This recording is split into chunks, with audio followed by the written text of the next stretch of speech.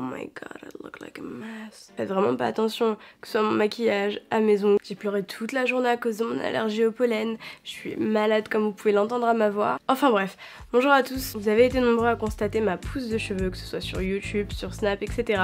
Et du coup, je vous avais promis sur Snapchat que j'allais vous faire une recette maison DIY avec voilà des produits qu'on peut facilement trouver à la maison, qui sont quand même à portée de main. Donc ça va être une recette hydratante et nourrissante et du coup qui va venir favoriser la pousse des cheveux. Faut savoir que j'ai également commencé à prendre la cure Fort Capi il y a un mois de ça je crois, et j'ai même pas fini le premier mois en fait, j'ai dû la prendre 2-3 semaines max parce qu'en fait j'oubliais de prendre mes pilules tout simplement, je la prenais un jour sur 2, après un jour sur 3, j'arrivais pas à être régulière et je l'oubliais tout le temps, donc finalement j'ai décidé d'arrêter, ça devenait un peu trop contraignant. Bref, revenons-en au naturel. Hormis les masques que vous pouvez faire constamment avant chaque lavage, tels que voilà, les masques à l'aloe vera, à l'huile d'olive, etc. Moi j'aime bien me faire des petites concoctions que je fais environ une fois par semaine pour nourrir mes cheveux vraiment en profondeur. Déjà, il faut bien faire la distinction entre nutrition et hydratation, qui sont deux choses complètement différentes. Quand vous avez faim, vous mangez, quand vous avez soif, vous buvez. C'est exactement la même chose pour les cheveux. Si vos cheveux ont besoin de nutrition, ont faim, dans ces cas-là, il va falloir composer tous vos masques à base de nutriments tels que l'avocat, la banane, l'œuf, toutes les huiles que vous pouvez trouver sur le marché, hein, l'huile de ricin, de coco, etc. S'ils ont soif, il va falloir les hydrater avec du miel, de l'aloe vera, les produits laitiers par exemple. Et pareil, tous les hydrolats que vous pouvez trouver sur le marché, il y en a plein à Amazon, faites-vous plaisir. Pour ce masque-là, franchement, c'est très simple. Je vais mélanger donc du fromage blanc qui va être une source d'hydratation, que vous pouvez bien sûr remplacer par de la crème fraîche, des yaourts. Je rajoute de l'aloe vera pour son côté hydratant, vu que c'est principalement composé à base d'eau. La vraie particularité de cette plante, c'est qu'elle permet aux cheveux de mieux retenir la matière, du coup vos cheveux sont hydratés de façon plus prolongée on va dire. Du miel qui est un composant hydratant et nourrissant, donc une pierre deux coups. Essayez de privilégier plus des miels qui sont un peu plus liquides parce que quand ils sont bien durs c'est un petit peu plus compliqué à mélanger. Et enfin des huiles. Donc de l'huile de ricin, ça va venir nourrir les cheveux en profondeur, ça va venir favoriser la pousse des cheveux vu qu'ils seront plus nourris et du coup ça vous évite également de perdre vos cheveux. Donc je la mélange toujours à une autre huile parce que la texture est très visqueuse. Aujourd'hui je la mélange à de l'huile d'argan parce que j'ai déjà rajouté du miel, et le miel comme l'huile d'olive c'est des composants en fait qui ont tendance à venir éclaircir les cheveux. Et franchement je tiens assez à ma coloration noire pour l'éclaircir. Bien sûr ces huiles là vous pouvez les remplacer par d'autres huiles, de l'huile de coco, etc. Donc ensuite pour l'application c'est vraiment rapide, donc je vais commencer par me décoiffer. Sachez que mes cheveux sont bien sales là, enfin ils ont 4 jours, 3-4 jours je crois. J'ai mis bien des produits dessus pour les plaquer, pour pouvoir les coiffer correctement pour qu'ils tiennent en place. Après il y a plein de personnes qui préfèrent faire ce genre de masque sur cheveux humides. Moi je le fais sur cheveux secs. Par exemple le miel c'est mieux à utiliser sur cheveux humides.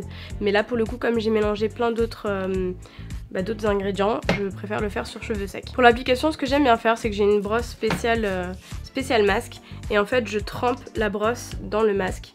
Tout simplement. Donc comme l'aloe vera c'est bien visqueux, je préfère faire ça dans un premier temps. Je brosse mes cheveux et en fait je vais mettre le plus possible de matière comme ça, et ensuite je continuerai, je le mettrai à la main.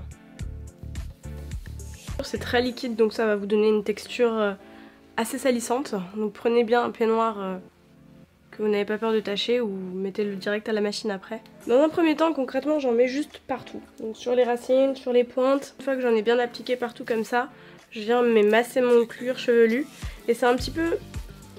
c'est pas agréable en fait, dans le sens où comme il y a eu de l'huile de ricin et que c'est assez visqueux, c'est assez compliqué de masser correctement. Très important pour favoriser la pousse des cheveux, pour favoriser la circulation. Et ça peu importe, hein, que ce soit sur vos cheveux, sur votre peau, etc. Et au fur et à mesure que je vais sur mon crâne, je masse et je rajoute du produit. Une fois que vous avez bien massé votre cuir chevelu, que vous avez bien mis tout l'excédent sur les longueurs, ce que je fais c'est que moi je les attache avec une pince. Et du coup je viens rajouter un petit peu de film, donc soit du film alimentaire, soit de l'aluminium. En fait ça va permettre de réchauffer et du coup ça va ouvrir les écailles des cheveux et faire pénétrer le produit plus en profondeur. Pas besoin de laisser sécher 1 heure ou toute la nuit. Sachez que laisser poser un masque toute la nuit c'est complètement inutile parce que le cheveu absorbe que ce dont il a besoin en fait, et après fini. Donc concrètement pour ce masque là 30 minutes ce sera largement suffisant. Donc ensuite j'en ai rincé avec ces shampoings là, donc c'est de la marque Nature et Moi, je pense que vous les connaissez, c'est des shampoings, celui-ci c'est un shampoing nourrissant, vous en avez d'autres pour les shampoings, enfin cheveux fins plutôt, cheveux abîmés etc. Donc ils sont un petit peu moins abrasifs que d'autres shampoings, hein, parce qu'ils sont sans sulfate, sans silicone, sans parabènes et non testé sur les animaux. Et je termine toujours par rincer mes cheveux à l'eau froide, par un jet d'eau froide tout simplement pour refermer les écailles, pour apporter de la brillance et pour stimuler la pousse des cheveux. Donc je vous propose de m'attendre, je vais aller les laver, les rincer, les sécher et je reviens tout de suite pour vous montrer le résultat. Donc me revoilà, sortie de la douche, ça fait trop du bien de se démaquiller, j'ai eu le temps de faire mes ongles et là du coup j'ai juste séché mes cheveux avec ma brosse Babyliss scotchée mais que j'aime d'amour. Donc j'ai fait exprès de ne pas les lisser avec mon Steam Pot parce que j'ai reçu de la marque Remington ce produit là, donc c'est un tout nouveau, non je pense pas que ce soit un tout nouveau lisseur mais c'est le Airplate Compact Straightener, donc c'est un lisseur tout simplement. Ce qui est bien c'est que il est très petit. Il est très petit comme vous pouvez le voir, il fait... mes mains sont ultra petites. Voilà, il fait la taille de mon avant-bras et je fais 1m55. Il s'ouvre comme ceci et apparemment, enfin apparemment non, c'est il a des... les plaques sont on air. Je sais pas comment on dit, elles sont flottantes. Voilà. Maintenant on va tester ce qu'il a dans le ventre. Je vous avouerai que je suis un peu déçue dans le sens où je m'attendais à ce que ce soit un thermostat modulable.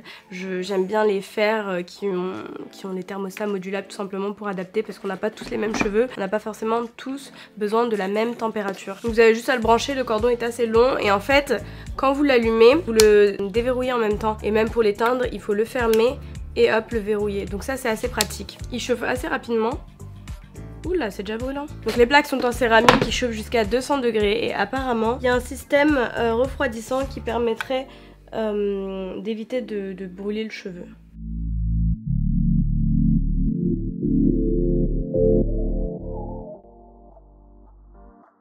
Franchement moi je trouve que ça lisse mais super bien. Bon après je pense que le plus de ce produit là ça va être sa maniabilité. Son côté pratique en fait, le fait qu'il soit petit, qu'on puisse le mettre partout etc. Ça prend un peu plus de temps qu'avec un lisseur, qu'avec le Steam Pot par exemple. Mais ça lisse tout aussi bien et finalement 200 degrés ça va, c'est suffisant.